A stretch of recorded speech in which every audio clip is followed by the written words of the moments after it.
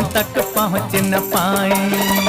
खुशियों की खुशबू से महके घर संसार हमारा, जन्म जन्म का साथ है तुम्हारा।